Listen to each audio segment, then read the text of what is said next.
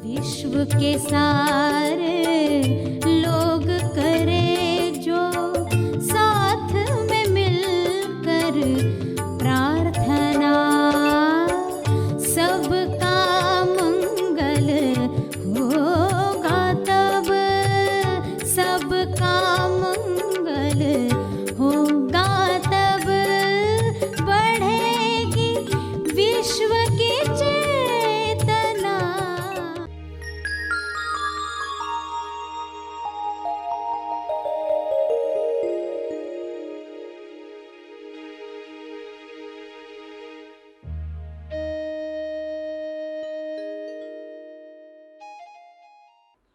प्यारे खोजियों, जो प्रार्थना सभी का भला और तीव्र गति से तेज लाभ कर सकती है, वह है विश्व के सारे लीडर्स के लिए प्रार्थना करना।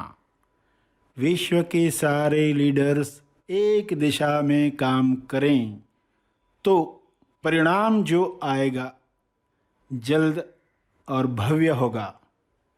तो प्रार्थना में विश्व के सारे लीडर्स के लिए 3 चरण क्या रखने चाहिए?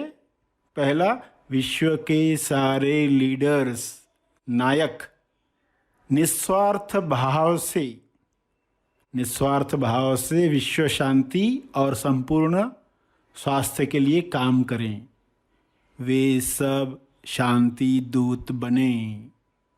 उसका दूसरा चरण ये हो कि विश्व के सारे लीडर्स आउट ऑफ बॉक्स की सोच रखें, यानी समस्याओं का रचनात्मक समाधान वे ढूंढ पाएं। जो विश्व में पहले कभी नहीं हुआ, वह सब मिलकर प्रेम आनंद मौन से आयोजित करें। तीसरा चरण, विश्व के सारे लीडर्स की इच्छा वही हो जो ईश्वर की इच्छा है, यानी जो ईश्वर की इच्छा है वही इच्छा विश्व के सारे लीडर्स रखें। यह संभव है, ऐसा हो रहा है। सभी को शुभेच्छा। हैप्पी थॉट्स तेज ज्ञान फाउंडेशन द्वारा आयोजित ध्यान प्रार्थना बीज बोने के लिए आप सबका स्वागत करते हैं।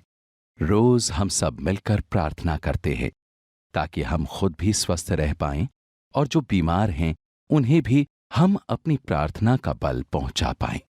तो आइए ग्रहणशील रहते हैं और इस प्रार्थना का लाभ लेते हैं। सभी की आंखें बंद हैं।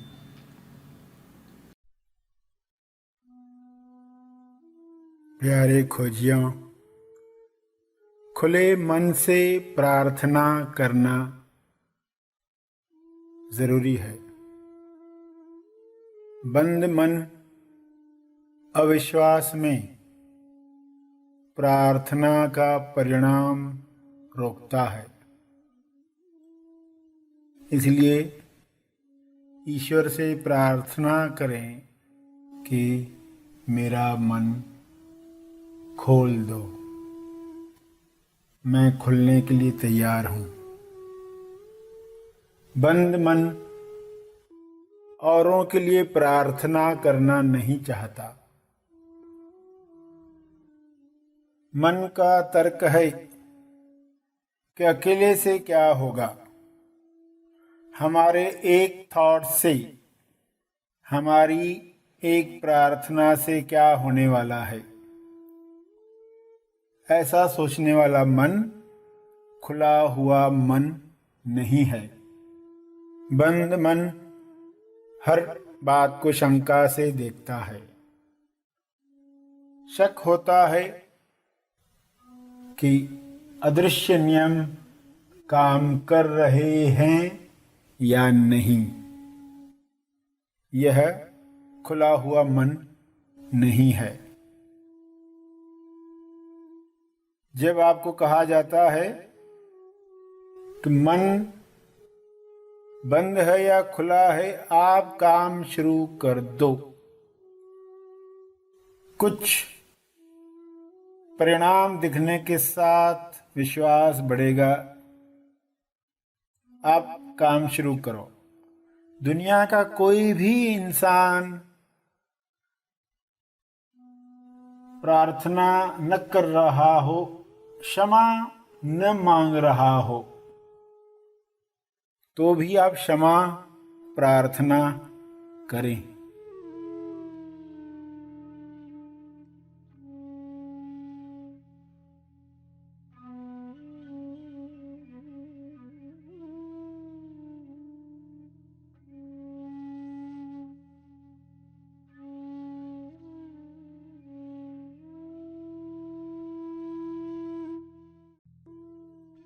मेरे ध्यान क्षेत्र में ये सब आया है।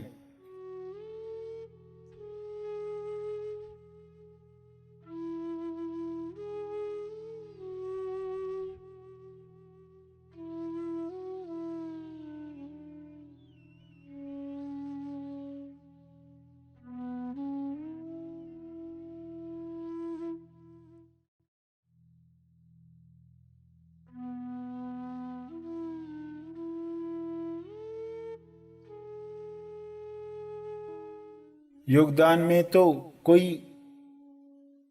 100% रेस्पॉन्सिबिलिटी भी लेता है। जैसी समझ आपकी होगी उतनी रिस्पॉन्सिबिलिटी ली जाएगी। तो आप औरों के लिए भी क्षमा मांगने को तैयार हो जाते हो जब आप अदृश्य नियमों को जानने पहचानने लगते हो, विश्वास रखने लगते हो। ये खुला हुआ मन है। इस खुले हुए मन पर सभी प्रार्थना करेंगे, क्षमा याचना करेंगे, सभी के मंगल के लिए प्रार्थना करेंगे।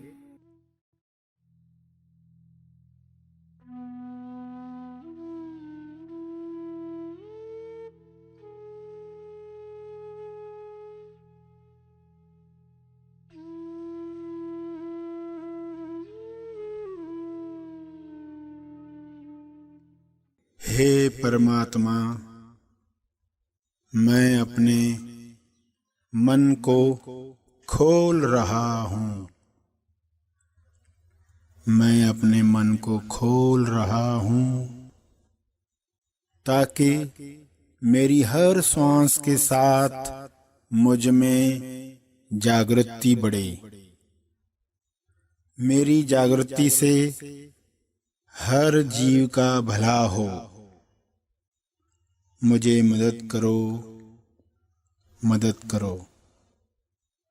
मैं अपने मन को खोल रहा हूँ, खोल रहा हूँ ताकि सत्य श्रवण से मेरी उलझन दूर हो जाए। मेरी सुलझन से सबके विकास में लाभ हो। मेरी उलझन दूर हो, सबका विकास हो, सबका विकास हो। धन्यवाद, धन्यवाद, धन्यवाद।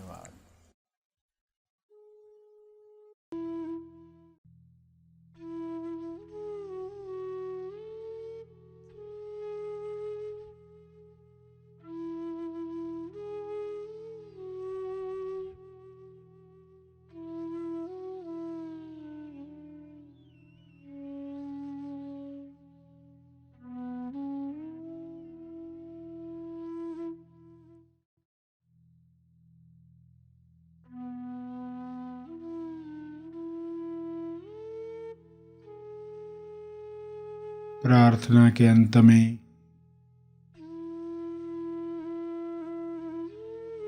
अपने तप का बल, अर्जित बल लोक कल्याण के लिए समर्पित करेंगे।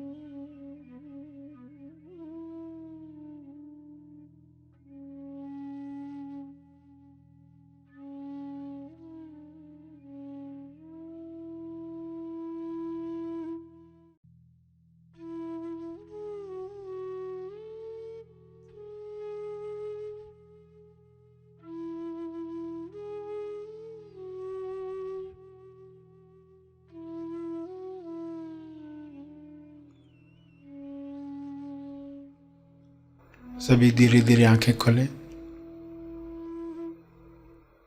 आइए सब ग्रहणशील होते हैं एक चेतना संदेश सुनने के लिए।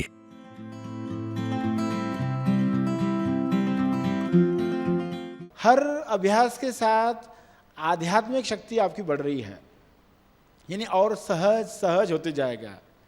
आज जो चीज़ कठिन लगती है वो सहज हो जाएगी। तो नारद की कहानी के द्वारा, मीरा, कबीर, सभी की कहानियों के द्वारा यही इशारा किया गया। क्या इशारा किया गया है? कि अहंकार समर्पित होना चाहिए। एनालॉजी में कहें तो ईश्वर की मूर्ति है, ईश्वर है एक तरफ, सामने व्यक्ति है।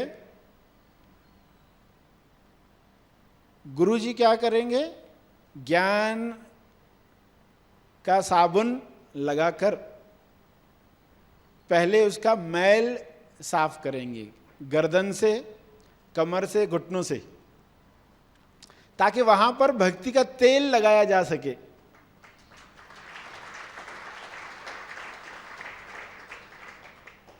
क्योंकि ईश्वर के सामने खड़ा है, मुंह दूसरी तरफ है, पीठ के पीछे ईश्वर, और अकड़ कर खड़ा है कि कहाँ है ईश्वर, किधर है ईश्वर, मुझे तो दर्शन ही नहीं होता। तो पहले वो मैल निकाल दी गई और बाद में वो तेल लगा, ताकि फ्लेक्सिबिलिटी बढ़े, घुटने झुके, कमर से वो झुके, गर्दन से वो झुके। तो ईश्वर तो था ही, वो कहीं गया ही नहीं था, सिर्फ व्यक्ति खड़ा है बीच में। इसके लिए ज्ञान का साबुन चाहिए और इसके लिए भक्ति का तेल चाहिए। तो हुआ क्या? समर्पण। व्यक्ति का समर्पण करवाने के लिए योगा सिखाओ उसको। गुरु योगा किस लिए होता है? इसलिए गुरु योगा का अर्थ ही है कि ऐसा योगा जो आपको अंदर गुरु को ढूंढने में मदद करे। अलग अलग आसन करते ना आप योगा में, ये आसन, वो आसन, तो कौन सा आसन? गुरु योगा का अर्थ था अंदर के गुरु को ढूंढ पाए, ऐसा आसन मिल जाए। तो समर्पण मुख्य बात। समर्पित यानी अहंकार समर्पित होता है, व्यक्ति समर्पित होता है। तो फिर समझ में आएगा गुरु योगा का अर्थ क्या था, गुरु भक्ति के पीछे क्या कारण था, भक्ति का पावर क्या है। सब वृत्तियों को तोड़ देती है। सिर्फ इतना ही भक्ति नहीं है कि पर्सन ने याद किया ईश्वर को, गुरु को याद किया, आंख से पानी आया, ये भक्ति के वृक्ष का फूल है, लेकिन पूरा वृक्ष नहीं है। ये भक्ति के वृक्ष का फूल है कि आंसू आ रहे, आज सत्य को याद करके आंसू आ रहे, प्रेम के आंसू आ रहे, ये वृक्ष का फूल है। भक्ति का वृक्ष जिसमें फल है, फूल है, टहनियाँ है, तन्ना है, रूट है, यानी भक्ति की शक्ति जो एक्शन में आ रही है, पहले भाव पर, फिर विचार में, फिर वाणी पर, फिर क्रिया में। तो ये भक्ति की शक्ति है। भक्ति की शक्ति हमारे जीवन में काम करे। मीरा के जीवन में जैसे काम हुआ, मीरा ने कहा मैंने ईश्वर को खरीदा। लोगों ने कहा ये तो काला है, किसी ने कहा गोरा है, अरे तुमने वो सस्ते में खरीदा है, तुमने महंगे में खरीदा।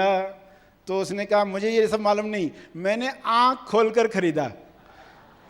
मीरा ने कहा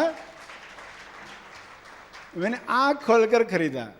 तो आंख खोलकर खरीदा यानी आंख, यानी अनुभव पर जाकर। ध्यान में आप आंख बंद करते तो क्या करते हो? एक्चुअली आंख खोलते हो। जब आंख बंद करते हो तो एक्चुअली आंख खोलते हो। तो आंख खोलकर देखा।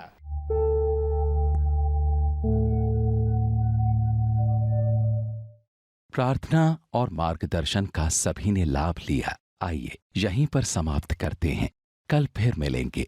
तब तक के लिए धन्यवाद।